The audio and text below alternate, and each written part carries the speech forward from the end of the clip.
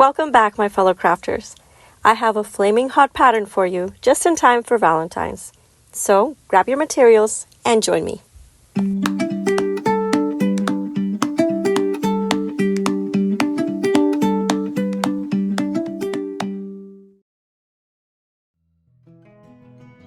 So I'm not going to do a whole lot of voiceover in this video, just because it's really hard to find the time to do so when you have 3 little ones who don't like to go to bed. But I've listed the materials in the video. I would also note that you'll need a small amount of pink yarn just if you want to make the blush. Overall, I tried to keep this pattern as simple as possible. Very little sewing. You're just going to be sewing on the arms, and even that it's more like weaving in the ends. So I hope you enjoy it.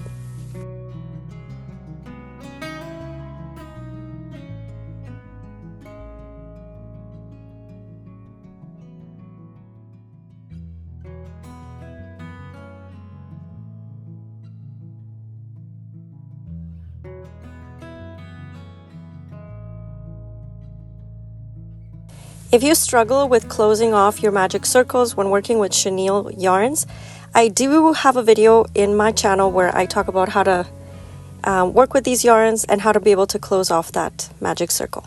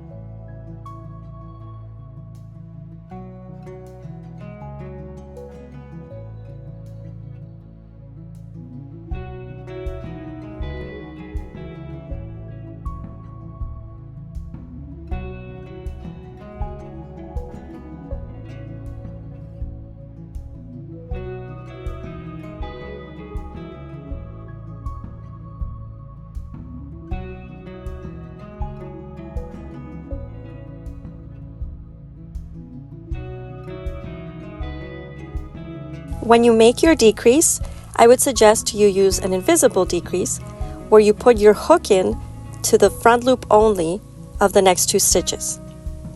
I learned this years ago, and I really think it's the best way to create your decreases in a way that makes it less noticeable.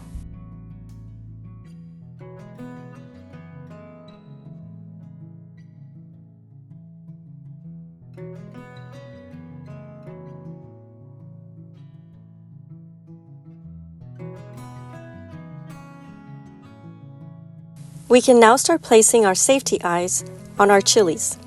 However, I do have a video on my channel where I show you how to make easy knots that you can put as a replacement for safety eyes. You don't really have to sew them on or anything like that. And I would suggest this too because sometimes when you're working with chenille yarns, the safety eyes can sink in to the yarn, and I know some people would prefer not to have to deal with that. I will show you though, if you do decide to use safety eyes, how to maneuver around the safety eyes sinking into the yarn. Also, one last thing, if you do decide to use the yarn knots for the eyes, you don't have to worry about placing the eyes in now. You can do that later. So as you can see here, my safety eyes have sunk into the yarn, and now my chilies look angry rather than cute. So what you want to do is take a fine needle and brush the yarn under the safety eyes. And you want to do that several times until you get the look that you want.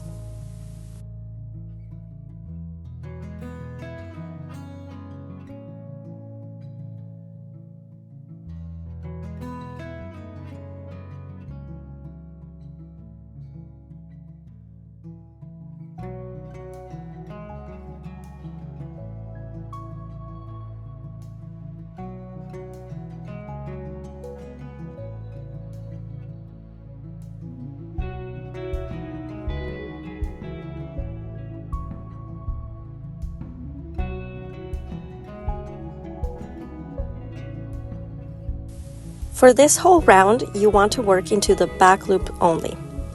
So as I'm going to show you here, this is both loops. That's what makes your stitch. This is the front loop. However, for this round, you want to work into the back loops only. This is so that the front loops will be left over and you can work the stem of the chili into them. And that is how you avoid having to sew things on. Working your decreases into the back loops can be a little bit tricky, but you want to use your hook as much as you can to open up those loops.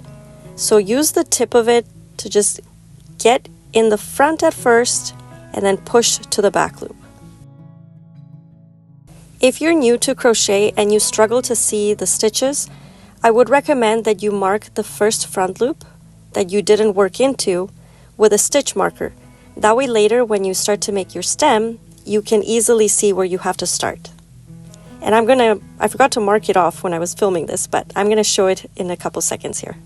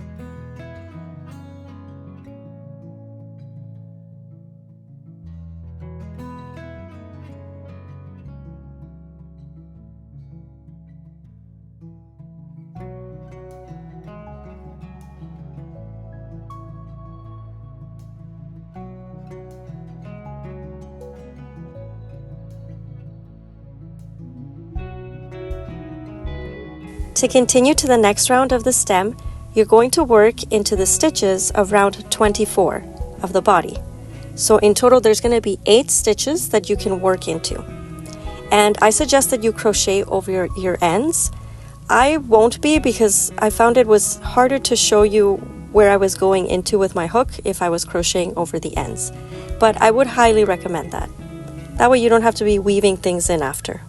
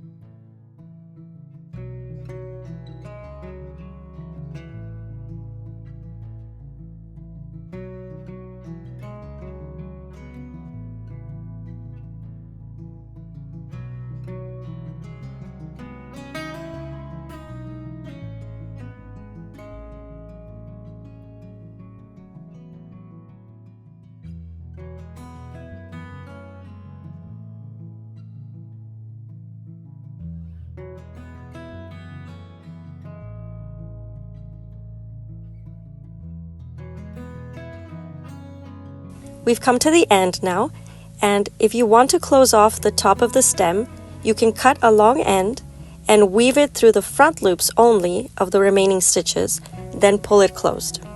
I'm not going to close mine because I don't think any of the fiberfill is going to come out of that small hole, but I'll leave that up to you.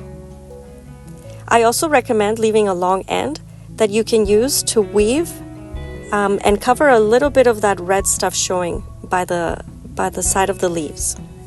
You don't have to do that, but I'm a little bit of a perfectionist. Oh, it's not a good thing, so I did do that with mine.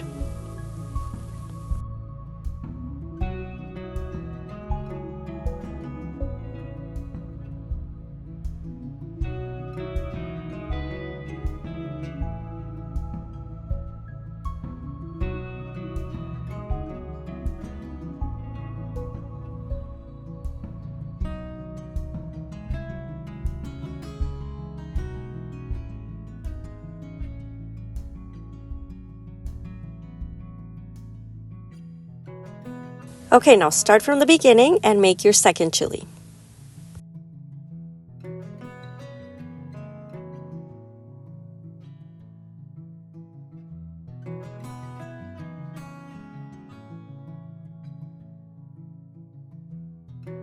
Okay, so you know how usually when you crochet something identical, one will usually be bigger than the other. It's just so hard to avoid. Well, in this case, you can use that for your advantage. If you have a chili that turned out slightly bigger, you can use that as the male, and the smaller one as the female. The female will be slightly lower than the male. I've gone on and marked where I'm going to attach the yarn to make the arms. For the male, you want to attach at round 14, and you want it to be in line with the eye that's on the right. And for the female, with the eye that's on the left.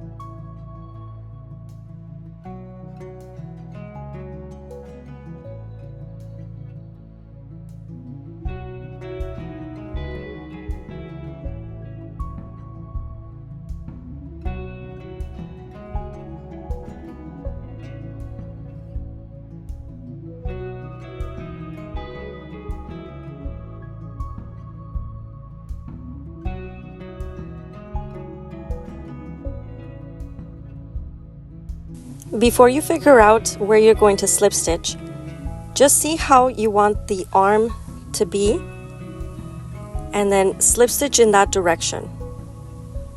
I hope that makes sense. But you don't want to slip stitch so that the arm ends up facing way too high. Where you choose to slip stitch will determine the direction, whether it's going more up or more down. Or maybe not, and I'm just imagining things. I don't know.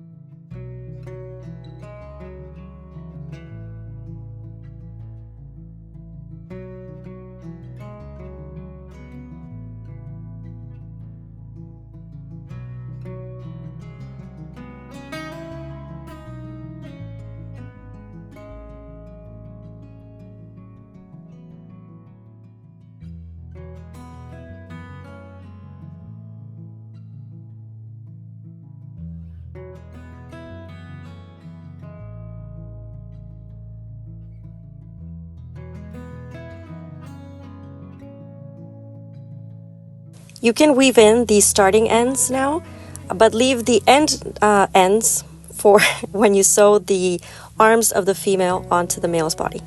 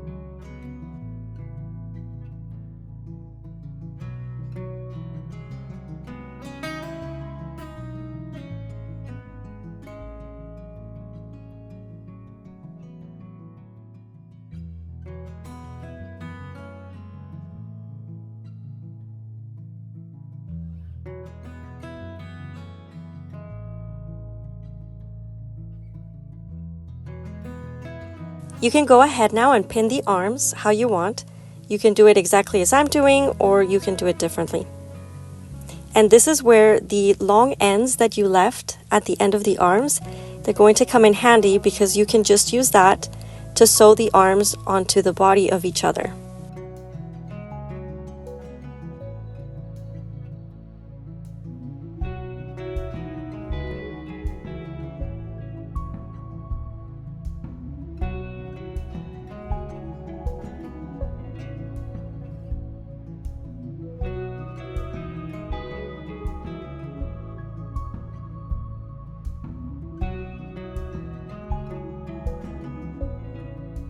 So I'm going to kill a bird with 2 stones, and I'm going to weave in my end and at the same time use it to sew the arm of the male onto the female's body in this case. And you're going to do this for each one of the remaining 3 arms. I don't suggest that you kill any birds with any stones. I don't know why that expression exists. Sometimes when you learn a language and it's your second language, it really makes you think like, why do we say this thing? But anyways, I know you guys know what I mean.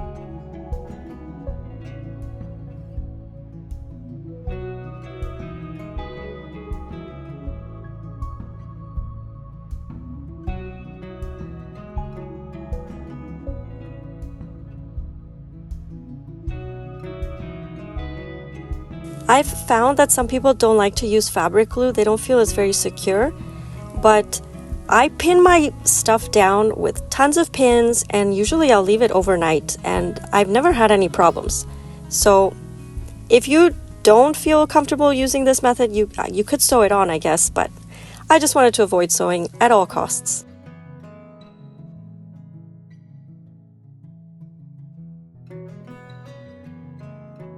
Like I said, I wanted to avoid sewing at all costs, so I'm not going to sew the blush on. I'm going to use the knot method, and I'll show you how to do that here.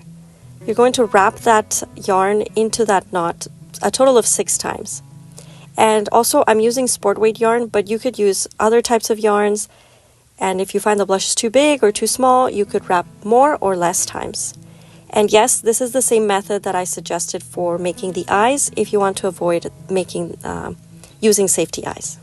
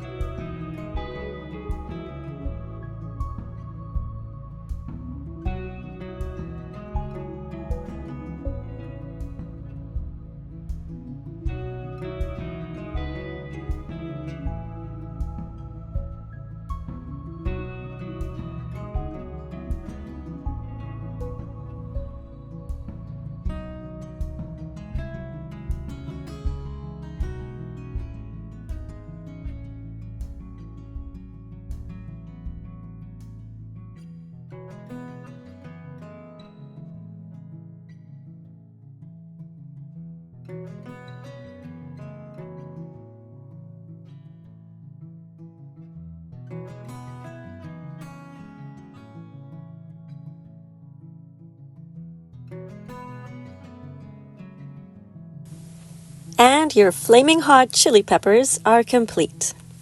I hope that you guys have a wonderful Valentine's with a special somebody, and if not, and that special somebody is just yourself, hey, that's totally fine too. This channel is not currently monetized, but if you'd like to support me, you can check out my Etsy shop where I have some patterns that you may like. And I'll leave you with that. Till next time!